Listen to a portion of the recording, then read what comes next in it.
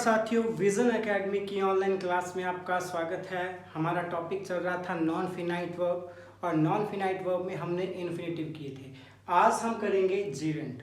देखो, ये non finite verb का दूसरा प्रकार है। पहला प्रकार मैंने आपको करवा दिया था इन्फिनेटिव, इन्फिनिट विद टू और infinite without to, bare infinitive जिसको बोलते हैं। ये दोनों आपको पिछली 2 क्लासेस में मैंने करवा दिए थे।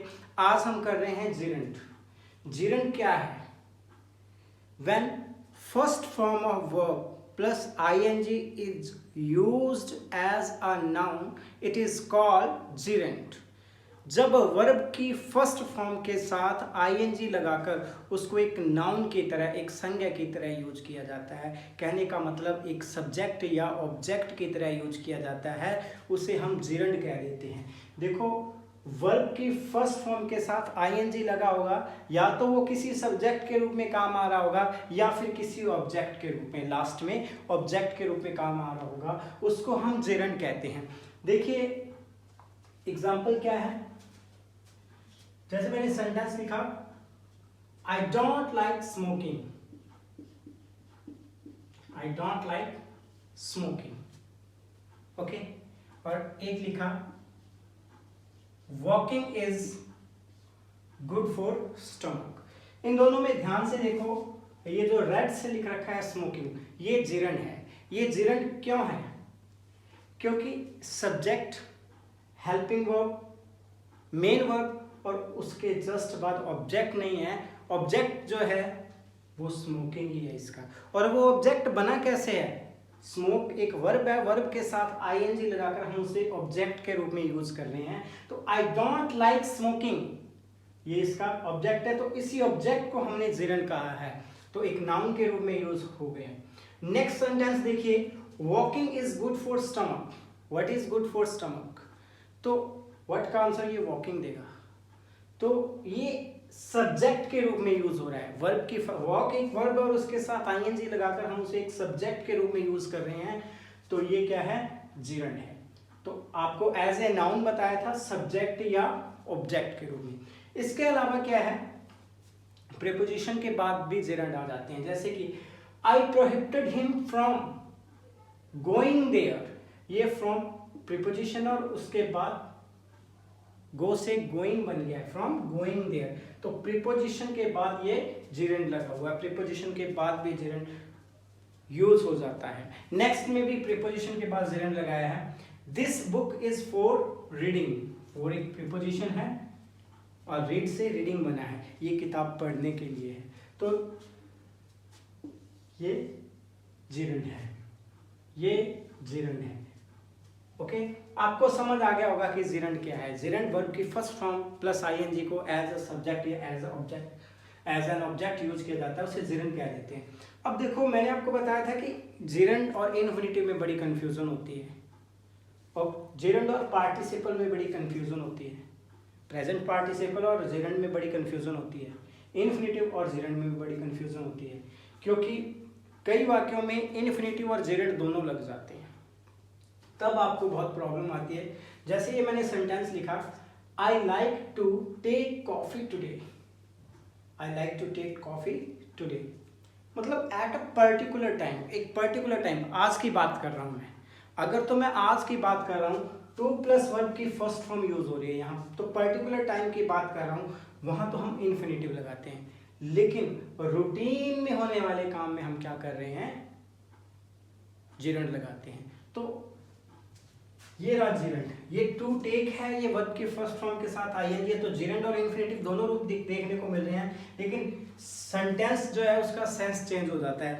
आप जो बात है किस सेंस में बोल रहे हैं उस पर डिपेंड करता है कि आप जीरेंड यूज करेंगे या फिर आप इन्फिनिटिव यूज करेंगे। अगर तो किसी पर्टिकुलर टाइम की बात कर रहे हैं, कि एक विशेष समय की बात कर रहे हैं, तब तो आप इन्फिनिटिव में बोलते हैं, और अगर आप रूटीन में काम करते हैं उसके बारे में बोल रहे हैं, तो आप जीरेंड के रूप में बोलेंगे। देखो कैसे, I like to take coffee today, आज मेरा कॉफी पीने का मन है, ओके, आज मैं कॉफी पीना चाहता हूं, तो हमने क्या लगाया? इन्फिनिटिव। लेकिन आई लाइक टेकिंग कॉफी, मुझे कॉफी पीना पसंद है, इसका मतलब रूटीन की हैबिट बताई जा रही है, तो यहाँ जीरेंड यूज होगा, यहाँ इन्फिनिटिव यूज होगा। तो इतना सा फर्क है, और भी इनमें डिफरेंस है, रूल्स करेंगे जिरंड और इन्फिनेटिव में। नेक्स्ट है पार्टिसिपल एंड जिरंड। मैंने सिर्फ आपको एग्जांपल दिया है कि किस तरीके से जिरंड और पार्टिसिपल, जिरंड और इन्फिनेटिव आपस में कंफ्यूज कर देते हैं। ये फिक्स नहीं है कि लाइक के बाद इन्फिनेटिव ही आएगा या लाइक के बाद जिरंड ही आएगा, ये फिक्स नहीं है, दोनों लगा सकते हैं हम। वाक्य के सेंस पे डिपेंड करता है कि वो वाक्य किस सेंस में यूज हो रहा है। ठीक है, देखिए अब हम करते हैं पार्टिसिपल एंड जिरंड। अब देखो जिरंड और पार्टिसिपल में क्या फर्क है। देखो देखने में इन दोनों में कोई फर्क नहीं है। वर्ब की first form plus ING gerund होता है और वर्ब की first form plus ING present participle होता है। देखने में कोई फर्क नहीं है, लेकिन इसको यूज करने में फर्क है। अगर तो वो ध्यान रख लेना, ध्यान से सुन लेना, कैसे पता चलेगा। अगर तो वो एडवर्ब के रूप में यूज हो रहा है, एडवर्ब के रूप में किसी काम की विशेषता बताई जा रही है कि वो काम कैसे हो रहा था, ठीक है, चलता हुआ, ओके, वर्क ऑन प्रोग्रेस दिखाया जाए, ओके, तब तो वो है पार्टिसिपल, प्रेजेंट पार्टिसिपल। अगर सिर्फ एज अ नाउन यूज हो रहा है सब्जेक्ट या ऑब्जेक्ट के रूप में, तब वो है जिरंड। दो सेंटेंस लिखे, देखो, आई सा हिम स्मोकिंग, आई सा हिम स्मोकिंग, मैंने उसे देखा, देखा कैसे, स्मोकिंग करते हो, तो ये उसकी क्या है, क्वालिटी है, एडवर्ब है, okay. Smoking is a bad habit, cigarette पीना बुरी आदत है, तो इसमें स्मोकिंग जो है वो एक सब्जेक्ट के रूप में यूज हो रही है, इसलिए ये एक जिरंड है। तो दोनों में फर्क पता चल गया होगा आपको, जिरंड, पार्टिसिपल, इन्फिनेटिव, तीनों चीजें पता चल गई होगी। पार्टिसिपल में सिर्फ मैंने प्रेजेंट पार्टिसिपल बताया है, participle, present participle, okay. Present participle और जिरंड में क्या डिफरेंस है, ओके, क्लियर। देखिए अब हम चलते हैं इसके रूल नंबर 3 की तरफ। रूल नंबर 3 क्या कह रहा है, These prepositions are followed by gerund। कोई भी सेंटेंस लिखा हुआ है और उस सेंटेंस के लास्ट में ये प्रीपोजिशन दिए हैं, 5 प्रीपोजिशन याद रखने हैं आपने, और इन प्रीपोजिशन के बाद अगर नॉन फिनाइट वर्ब आपको लगानी है तो जिरंड लगाएंगे आप, इन्फिनेटिव नहीं लगाएंगे, आप जिरंड लगाएंगे। जैसे कि I prevented him from going there. अब देखिए ये सेंटेंस और यहाँ पे लिखा हुआ है from, I prevented him from going there, यहाँ टू गो नहीं है, फ्रॉम लगा हुआ है तो हमने गोइंग। वैसे अब अगर आप कोई बुक पढ़ते हैं तो बुक में आपको बहुत सारे वर्ड्स दे दिए जाते हैं, abstain from, prevented from, stop from, इस तरीके से बहुत से वर्ड दिए जाते हैं, वो याद करने पड़ते हैं, तो काफ़ी टाइम लगता है, याद भी नहीं रहते। तो आपको ये 5 प्रीपोजिशंस याद रखने हैं, इनके बाद जिरंड फॉर्म आती है नॉन फिनाइट वर्ब की। उसके बाद she is confident of getting success, she is confident of, ये देखिए ध्यान से, ऑफ, और उसके बाद नॉन फिनाइट वर्ब की जिरंड फॉर्म आएगी। ये था हमारा रूल नंबर 3। रूल नंबर 4 देखिए कि phrasal verb, phrasal verb are also followed by gerund. जितने भी फ्रेजल वर्ब्स होते हैं वो सारे जिरंड से फॉलोड होते हैं, मतलब उनके बाद जिरंड आता है। Phrasal verb, give up, put off, आपने पढ़े होंगे, इसके लिए कोई स्पेशल क्लास दी जाएगी, फ्रेजल वर्ब सारे करवाऊंगा, उसमें आपको पता चल जाएगा कि कौन कौन से फ्रेजल वर्ब हैं। मोस्टली फ्रेजल वर्ब के साथ क्या है, जिरंड आता है, 2-4 अपवाद हैं, वो मैं बता दूंगा आपको। Phrasal verbs are followed by gerund, okay. अब ध्यान से देखिए इस वाक्य को, अगर ये वाक्य समझ आ गया तो आपको समझ लो फ्रेजल वर्ब का रूल समझ आ गया। He is addicted to smoking heavily. अब आपके माइंड में एक चीज तंग करेगी आपको कि टू के बाद वर्ब की फर्स्ट फॉर्म आती है, आप इस बात पर फिक्स हो कि टू प्लस वर्ब की फर्स्ट फॉर्म होती है, इन्फिनेटिव होता है, तो ये एरर है, सेंटेंस एरर का क्वेश्चन आ गया और उसने ये सेंटेंस लिख के दे दिया he is addicted to smoking, और 4 ऑप्शन आपको दे दिए, और ऑप्शन में उसने दे दिया to smoking, for smoking, to smoke, इस तरीके से दे दिया, तो आपको लगेगा कि ये तो गलत है। एक में दे दिया नो एरर, ठीक है, 3 ऑप्शन अलग दे दिए, एक में दे दिया नो एरर, और आपको इसमें क्या लगेगा कि इसमें एरर है, आपको क्या लगेगा, टू स्मोक सही है, ठीक है। एक में 4 स्मोकिंग दे दिया, ठीक है, एक में ओनली स्मोक दे दिया, ठीक है। तो आपको लगेगा कि 2 स्मोक सही है, मतलब स्मोक आएगा, 2 तो लगा ही हुआ है, स्मोकिंग गलत है। तो आपको ऐसा लगेगा कि ये जो रूल है इसका, ये सेंटेंस रॉन्ग है, 2 स्मोक आना चाहिए, तो वहां आप गलती कर जाओगे, क्योंकि एडिक्टेड टू एक फ्रेजल वर्ब है, ये टू इसके लिए नहीं आया है, ये इसके साथ फिक्स है। कुछ फ्रेजल वर्ब ऐसे होते हैं जिनके लास्ट में टू आता है, तो क्या है, जरूरी नहीं है उस फ्रेजल वर्ब के बाद अगर टू आ रहा है तो यहाँ आप इन्फिनेटिव ही लगाएंगे, क्योंकि इन्फिनेटिव में खुद का टू अलग से होता है। ओके, तो आपको समझ आ जाना चाहिए कि फ्रेजल वर्ब जो है उसके बाद जिरंड ही आएगा, तो ये जिरंड आ गया।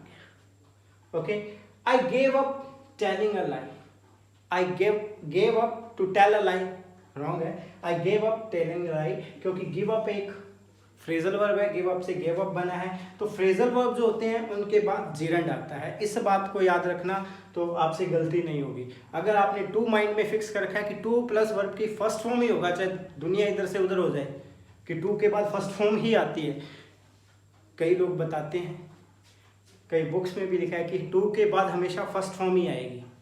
ओके, ऐसा नहीं है, टू के बाद जिरंड फॉर्म आ सकती है, कुछ सर्टेन कंडीशंस होती हैं, वो आपको बता दिया है, और भी आगे बता दूंगा जैसे जैसे अपने फ्रेजल वर्ब करेंगे तो उसमें भी आपको और ज़्यादा फ्रेजल वर्ब बता दूंगा। फिलहाल अपने को रूल से मतलब है, ये रूल याद करना है कि फ्रेजल वर्ब और ये 5 प्रीपोजिशन दिए हैं, इनके बाद जिरंड आएगा, क्योंकि अपना टॉपिक जो चल रहा है वो जिरंड चल रहा है। टॉपिक से भटक कर अगर आप मैं फ्रेजल वर्ब पर चला जाऊं तो ज़्यादा उलझन सी हो जाएगी। आप सिंपल ये याद रखो कि फ्रेजल वर्ब के बाद जिरंड आता है और इन प्रीपोजिशंस के बाद जिरंड आता है। जब फ्रेजल वर्ब करेंगे तो कंप्लीट उसकी रूल नंबर 5 क्या कह रहा है, द नाउन और pronoun before gerund should be possessive. Gerund से पहले कोई भी नाउन या प्रोनाउन आता है तो वो पॉजेसिव फॉर्म में होगा। पॉजेसिव फॉर्म क्या होती है, ही, हिज, हिम, ऐसे लिखते हैं ना, जैसे he, his, him, they, their, them, I, my, me, ये पॉजेसिव फॉर्म है।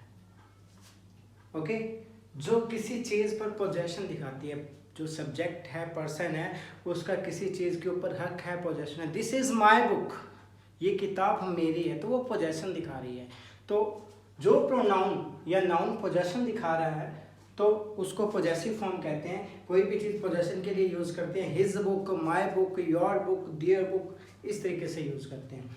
तो जिरंड लगा हुआ है, तो जिरंड से पहले अगर कोई नाउन या प्रोनाउन है तो वो पॉजेसिव फॉर्म में होना चाहिए, ध्यान रख लेना। बहुत बड़ी मिस्टेक करते हो, समझ ही नहीं आती ये मिस्टेक, तो अगर रूल नहीं पता है आपको, पढ़ के देख लो सेंटेंस को, अगर आपको ऐसा ना लगे कि ये वाक्य बिल्कुल सही है तो बता देना। आई don't like him wasting time, I don't like him wasting time, तो इसको पढ़ते हुए तो कोई एरर नजर नहीं आ रही, लेकिन वेस्टिंग टाइम एक जिरंड, और जिरंड से पहले जो प्रोनाउन है वो ऑब्जेक्टिव केस वाला लगा है। थर्ड फॉर्म जो है ना प्रोनाउन की, ऑब्जेक्ट के रूप में यूज होती है, तो ये गलत है। आई don't like his wasting time, मुझे उसका समय बर्बाद करना अच्छा नहीं लगता, मुझे उसका समय बर्बाद करना अच्छा नहीं लगता, मतलब वो समय बर्बाद करता है, ये बात मुझे अच्छी नहीं लगती, तो ये पॉजेसिव केस में आएगा, ध्यान रख लेना। आई don't like his wasting time, तो वो बंदा समय बर्बाद करता है और ये बात मुझे पसंद नहीं है, ठीक है। नेक्स्ट है, he insist on Kavita playing with her, इसमें भी आपको मिस्टेक नहीं नजर आएगी। He insisted on Kavita playing with her, ये सेंटेंस है। अब ये प्लेइंग जिरंड है और जिरंड से पहले कविता है, ये पॉजेसिव केस में होनी चाहिए। अब ये तो एक नाउन है, ओके, प्रॉपर नाउन है, इसका पॉजेसिव कैसे बनता है, प्रॉपर नाउन का पॉजेसिव बनता है एपोस्ट्रोफ एस लगाकर, ओके। तो she insisted on Kavita's playing with her, तो ये वाक्य है अब सही है। आई don't like his wasting time, she insisted on Kavita's playing with her. तो ये था रूल नंबर 5। रूल नंबर 5 क्या कह रहा है कि आपने जिरंड से पहले नाउन और प्रोनाउन जो लगाना है वो पॉजेसिव फॉर्म आएगी, नाउन या प्रोनाउन की जो फॉर्म आएगी वो पॉजेसिव आएगी सेकंड वाली। ओके, नेक्स्ट है, ये कुछ फिक्स वर्ड्स हैं, कुछ फ्रेज हैं, कुछ वर्ब्स हैं, इनके बाद जिरंड ही आता है। ठीक है, एक तो ऐसे हैं जैसे कि हेट हो गया, डिसलाइक हो गया, लाइक हो गया। ओके, ये लाइक वर्ड जो है, लव वर्ड हो गया, डिसलाइक हो गया, ये कुछ ऐसे शब्द हैं जिनमें दोनों यूज हो जाते हैं। ओके, जिनमें जिरंड और इन्फिनिटिव दोनों यूज हो जाते हैं, लेकिन दोनों का सेंस मैंने बताया था, पिछले रूल में मैंने बताया था, दोनों का सेंस बदल जाता है। अगर तो रेगुलर रूटीन में होता है तो जिरंड आता है, किसी पर्टिकुलर टाइम की बात करते हैं तो इन्फिनिटिव आता है। ये चीज़ मैंने आपको बता दी थी, और मोस्टली इनके साथ जिरंड आता है, ध्यान रख लेना। Avoid, mind, detest, can't help, can't beer, enjoy, recent, stop, start, postpone, defer, word, prefer, consider, finish, risk, forgive, miss, imagine, love, like, hate, dislike, excuse, it is no use। ये सारे words जो हैं इनके बाद gerund आता है। कुछ words हैं ऐसे जिनमें जिरंड और इन्फिनिटिव दोनों आ जाते हैं, वो रूल मैंने आपको बता दिया है। She dislikes dancing, she dislikes dancing, उसको नाचना पसंद नहीं है, मतलब रूटीन में उसको ये काम करना बिल्कुल पसंद नहीं है। ठीक है, कई बार वो पार्टी में गई और लोग उसको फोर्स कर रहे हैं और वो थोड़ा सा शाय फील कर रही है, वैसे तो उसको नाचना गाना बहुत पसंद है, लेकिन आज वो थोड़ा शाय फील कर रही है, तो आज वो एक particular time, she dislikes to dance लगा सकते हैं, क्योंकि एक पर्टिकुलर टाइम की बात हो रही है, ये बात ध्यान रख लेना कि एक पर्टिकुलर टाइम की बात हो रही है तो टू लगा सकते हैं। मोस्टली आईएनजी फॉर्म आती है इनके बाद। Okay, it is no use advising him, उससे सलाह देने का कोई फायदा नहीं है। इट इज नो यूज आ गया तो जिरंड ही आएगा। ओके, क्लियर है? ये 6 रूल किए हमने जिरंड के ये 6 ही रूल हैं, और आपको जिरंड क्लियर हो गया होगा, उम्मीद है ऐसी। नेक्स्ट टॉपिक हम करेंगे पार्टिसिपल, इन्फिनिटिव, जिरंड 2 टॉपिक हो गए। पार्टिसिपल के बाद आपकी नॉन फिनाइट वर्ब का टॉपिक कंप्लीट हो जाएगा।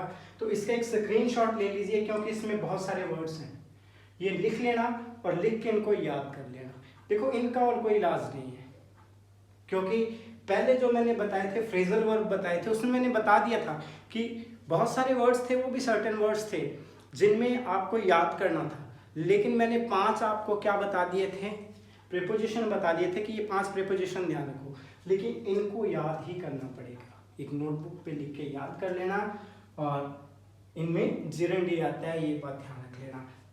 तो मिलते हैं अपनी नेक्स्ट क्लास में। Thank you very much.